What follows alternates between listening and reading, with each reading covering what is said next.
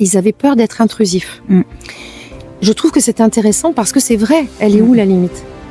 Eh bien, en travaillant avec des experts, des thématiques et en même temps externes à l'entreprise, on règle cette question-là.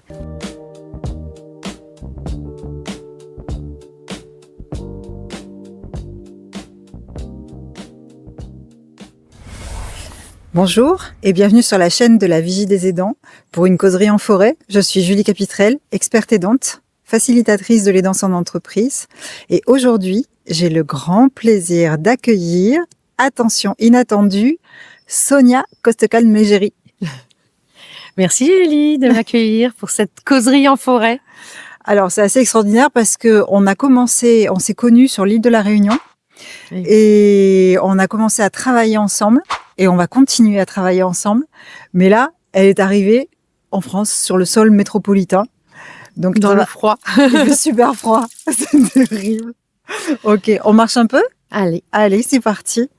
Alors Sonia, moi ce qui m'intéresserait aujourd'hui sur cette petite causerie, c'est que tu m'expliques un petit peu, qu'est-ce que tu fais, toi? Alors, je suis donc Sonia Costecalde et je suis dirigeante de la société Holy-Up. Je suis une consultante pour accompagner les entreprises sur un sujet délicat. C'est la gestion des fragilités individuelles dans l'entreprise. Ok, ça me parle beaucoup ça, cette histoire-là. C'est bien le sujet qui nous a réunis toutes les deux. Effectivement, tu connais mon point de vue et on partage cette vision effectivement authentique de la vie finalement. La vie est marquée régulièrement par des étapes plus ou moins difficiles, plus ou moins heureuses, plus ou moins malheureuses. Et c'est vraiment inhérent à la vie de tout un chacun. Et l'entreprise n'est pas à l'abri effectivement de ces moments de vie. Et j'ai souhaité effectivement proposer aux entreprises de les accompagner lorsqu'ils souhaitent agir pour leurs collaborateurs, c'est-à-dire les prendre en considération globalement. Les hommes et les femmes qui tous les jours travaillent dans les entreprises sont des hommes, des femmes, des parents, des enfants, des voisins, des aidants. Ils ont besoin d'être accompagnés parce qu'ils traversent effectivement des périodes de vie qui peuvent être effectivement les mettre en difficulté, leur demander une adaptation. Et l'entreprise a tout intérêt effectivement à démontrer et à illustrer son soutien en proposant des outils. Mais l'entreprise, elle ne sait pas faire. Et c'est normal qu'elle ne sache pas faire. C'est normal qu'elle ne sache pas faire. On peut pas être sur tous les secteurs en même temps. Moi, je pense que c'est important aussi de dédramatiser et déculpabiliser l'entreprise par rapport à ça. Par contre, leur rôle, c'est d'agir. D'abord parce que légalement, ils sont obligés. La sécurité des collaborateurs et la santé, c'est un sujet de responsabilité pour l'entreprise. Agir, oui, mais comment? En faisant appel effectivement à des professionnels. Donc, Holy-Up, on accompagne l'entreprise pour définir un plan d'action pour faire face à ces fragilités. Donc, on va avoir une approche, nous, généraliste. Et c'est là, effectivement, où notre collaboration a tout son sens. C'est que l'approche Holy-Up, c'est tous les sujets de fragilité, de vulnérabilité individuelle. La santé, le logement, le budget, la vie familiale, voilà. Et donc, on avait besoin de trouver des personnes qui ont les mêmes valeurs que nous et qui peuvent nous accompagner, mais qui sont experts de certains sujets. Et quand on s'est rencontrés, effectivement, ton approche et ton expérience, ton expertise pour accompagner les aidants est apparu évidemment un plus pour les salariés de nos entreprises clientes. Et du coup, on a travaillé ensemble et défini un programme d'accompagnement des aidants familiaux avec l'expertise Holy-Up généraliste et l'expertise Julie Capitrel sur la vigie des aidants et tous les outils que tu proposes. Et ensemble, on a vraiment pu développer un programme d'action innovant qui prend en compte l'ensemble des contraintes des parties prenantes. Ça, c'était important aussi. C'est quelque chose qu'on partage aussi toutes les deux. Je pense que l'entreprise, ça n'est pas son rôle non plus de faire, de pallier, peut-être, aux difficultés de la vie de tous les collaborateurs, tout seul. Donc effectivement, il faut aussi qu'ils fassent tourner l'entreprise. Oui. Et ça, ouais. Et ça, on partageait cette vision. Et donc, on a proposé comment une solution pour être réaliste et accompagner l'entreprise dans sa réalité du quotidien et le collaborateur également dans sa réalité du quotidien. Eh oui. Et on a gagné un prix d'ailleurs pour ça.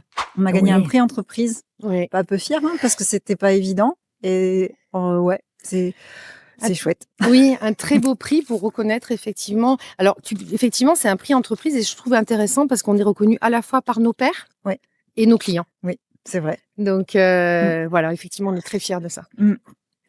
Et aujourd'hui, concrètement, ça donne quoi? C'est-à-dire aujourd'hui, un aidant se retrouve dans une situation de difficulté. Il commence à perdre pied dans la gestion vie pro, vie perso, c'est-à-dire il a une carrière à gérer, mais aussi un aidant qui a de plus en plus besoin de lui dans un quotidien. Et cet aidant-là, en fait, il est fatigué. Au bout d'un moment, il perd pied. Il sait plus comment, donc il baisse en performance dans l'entreprise. Est-ce que c'est à lui de faire la démarche vers Holy-Up ou est-ce que c'est à l'entreprise d'appeler Holy-Up au secours pour pouvoir le soutenir? Alors, on a principalement 2 formats d'intervention, mais globalement, on a nos entreprises clientes abonnées au service social Holy-Up et ces entreprises-là font le choix de s'outiller pour que tous les collaborateurs aient accès au service social sans forcément saisir le service RH ou la direction. Sur toutes les thématiques qui pourraient les mettre en difficulté et en particulier pour les situations d'aidance. Alors, pour accompagner du coup le collaborateur individuellement, un collaborateur qui va se signaler effectivement à sa hiérarchie ou pour lequel la hiérarchie va repérer les signaux faibles et s'ils les connaissent pas, tu peux les aider à identifier. Ça fait partie de ma boîte à outils, ouais. Voilà, des signaux faibles. Parce qu'effectivement, il y a une éducation à faire là-dessus, un apprentissage, une sensibilisation sur le sujet. L'entreprise nous contacte et effectivement, ce qu'on va faire concrètement, c'est organiser une rencontre avec le collaborateur et identifier les détails de sa situation. Parce que chaque situation, et tu le sais bien, est différente et demande des adaptations et des solutions différentes. Donc, on va rencontrer ce collaborateur, définir s'il a envie d'être accompagné, s'il le souhaite, si on peut le soulager, toujours en prenant en compte aussi la vie de l'entreprise.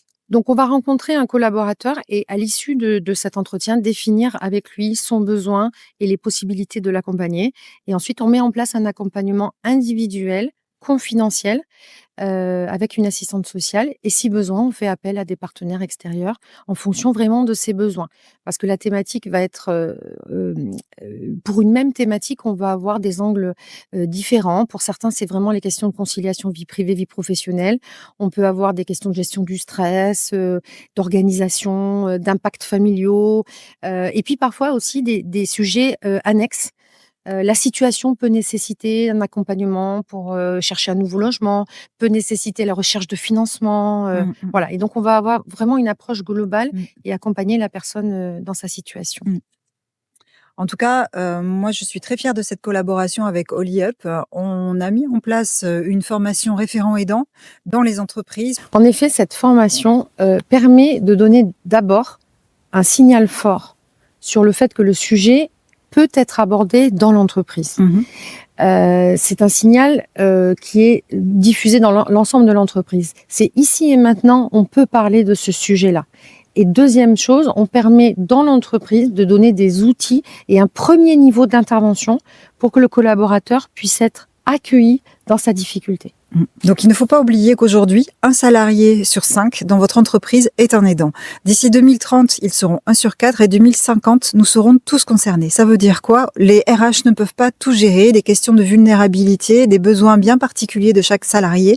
Mais par rapport à l'aidance, qui va être un besoin croissant d'action pour toutes les entreprises, il va être primordial d'équiper et d'acculturer chaque collaborateur de votre entreprise. avec la formation référent aidant, on peut répondre à ce besoin par un système de tri en amont et d'ouvrir l'écoute avant de libérer la parole.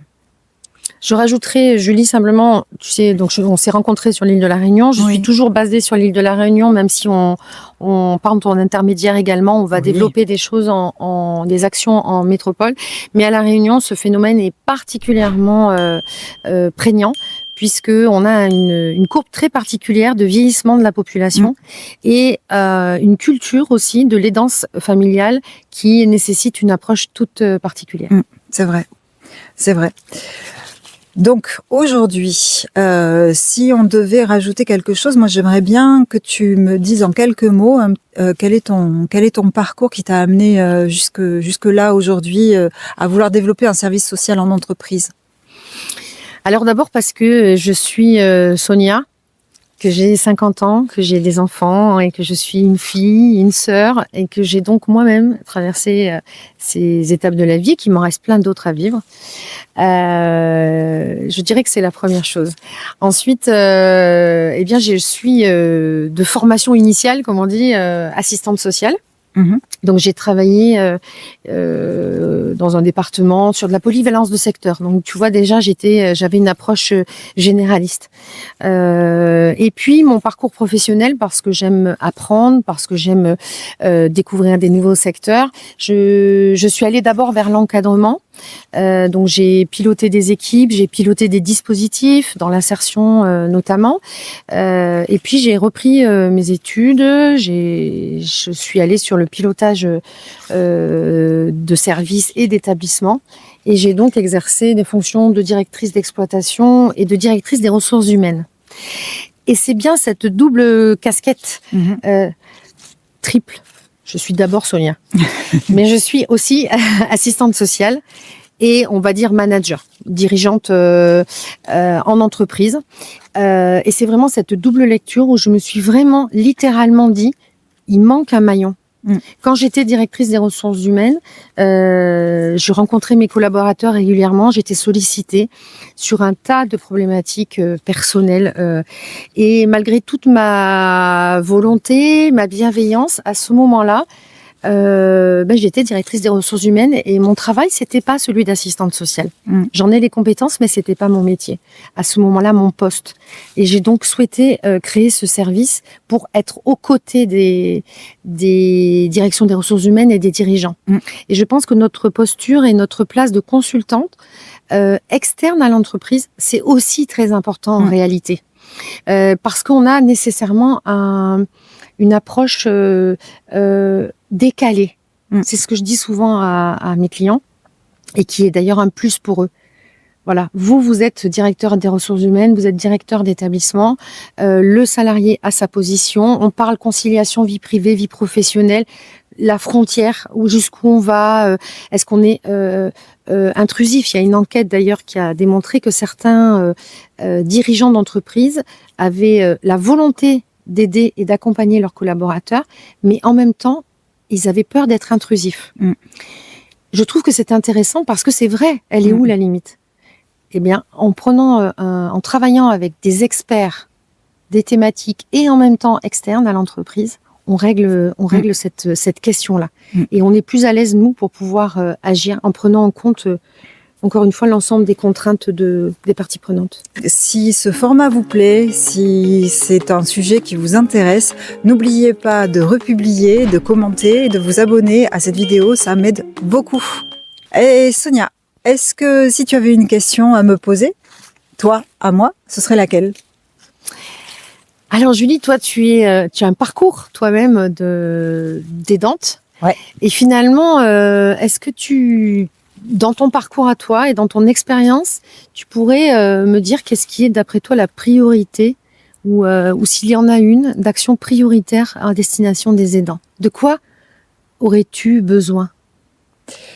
Je pense que le besoin number one que j'ai eu et que je n'avais pas identifié, mais qu'aujourd'hui j'identifie, c'est l'information.